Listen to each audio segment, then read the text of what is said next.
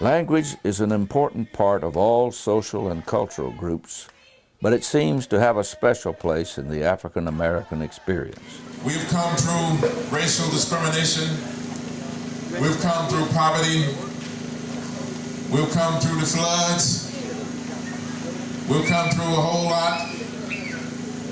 But you know what, Princeville? You're still standing. Even inside the African American community, when you go from region to region, there are really different voices and sounds. Got in front of the White House there, in the back of that woods, way back there. It's deep back there. Which they had logged some of it out, but back on the woods where we hunt bears. Usually me and Dog would go out there and mow the field paths so they can see them real good. So it's $500 that's to go, and $500 to kill one. So it's very expensive shooting bears. We'll swing by there and show them where mills on way back through. Let's swing back through this. You can tell the difference between an African American who lives in Northeast, because they say scrape, which is not something you'd hear in Durham or you'd hear in Winston-Salem or you'd hear in Fayetteville. But if you hear scrape or screet, you know exactly where they came from. Inside the African American community too, there is a love of language. There's a love of listening to different styles of language. It's the music and the poetry of the language, no matter which vocabulary set you're using. Say what?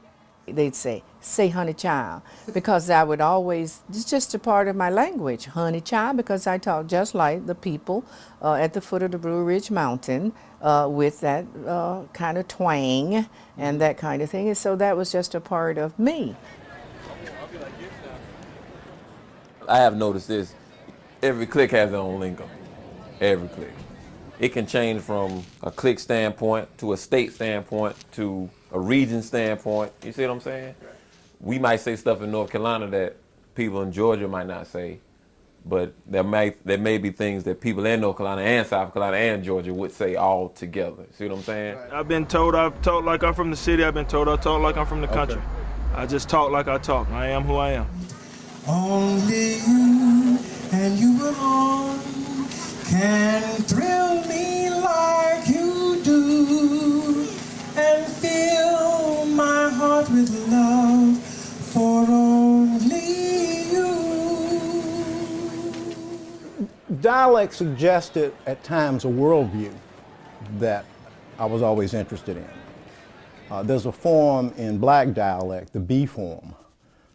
I'd be doing X, Y, and Z, or I'd be going, or that particular issue, which I always thought was interesting, but maybe very descriptive of being in process, which is somehow not expressed in the regular language pattern. It's a whole bunch of people in New York that we know from down here, and the way they be talking and stuff, they like, you can't have to understand them. They have to stutter because they don't know like our language. And that girl that was like that. Yeah.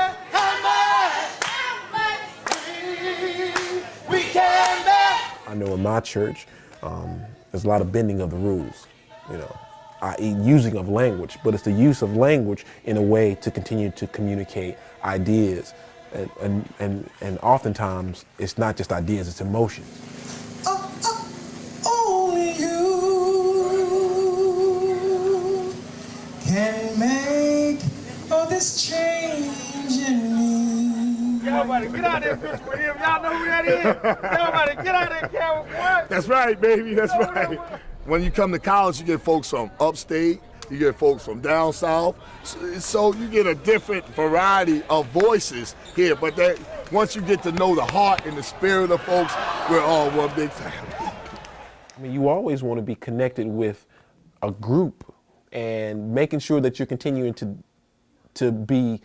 have that touchstone of this is where you came from, and this is how the people talk, where you come from. It's really important to not lose that. You have to be able to relate to your peers and And you got to yo, what up, what's going on, such and such, blah blah blah blah. It's our lingo, man. What's cracking me? What's up? What's up mean? For shizzle mean yeah. Okay. And like when most people say I can't explain. You explain it. If Fonte comes over and he plays our daughter, and he's like, say word up. And she's like, word up. It's just like in the '60s. If you got right on, and peace and all of that. It's about the same thing. So it's a part of our life. It's like it's a part of their lives, I guess. We use that term because that's like a sense of family. You know what I'm saying? It's like that's what determines the line. You know what I'm saying? If we're real close, then we're at liberty to talk like that because we understand each other. Where if you're outside and I don't really know you, and it's like, hey, how you doing? Yeah, it's just like, oh, hi, how you doing, man? Until I get that vibe that you loosed in, it's, yeah, well, what's up? You know what I mean? But until it gets to that point, then you kind of just do that, you know what I mean, to kind of draw that line. So the more closer you feel to somebody, then you loosen up, and the language plays a big part in that.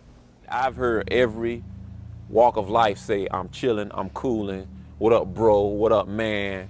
All of that is hip-hop music, which is the extension of 70s soul music, which comes off 60s Motown music. I mean, it carries on.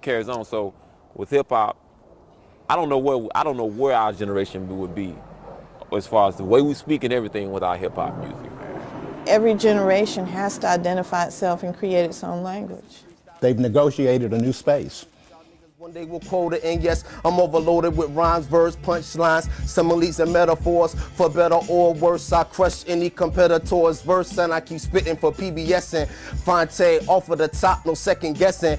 Cause I'm coming through with the right plan. And yes, in hip hop, we do have friends, and yes, he is a white man. His name is Joe Scudder, and he freestyle too. And I'm about to show you just how we do. I'm spitting with my cap on, and I'm gonna pass it to the left, the Scudder, so he can get his rap on. I clap on. Yo, I'm back on the grind again. Stay reminding them we in the front where the line begin. You in the back where the line go in.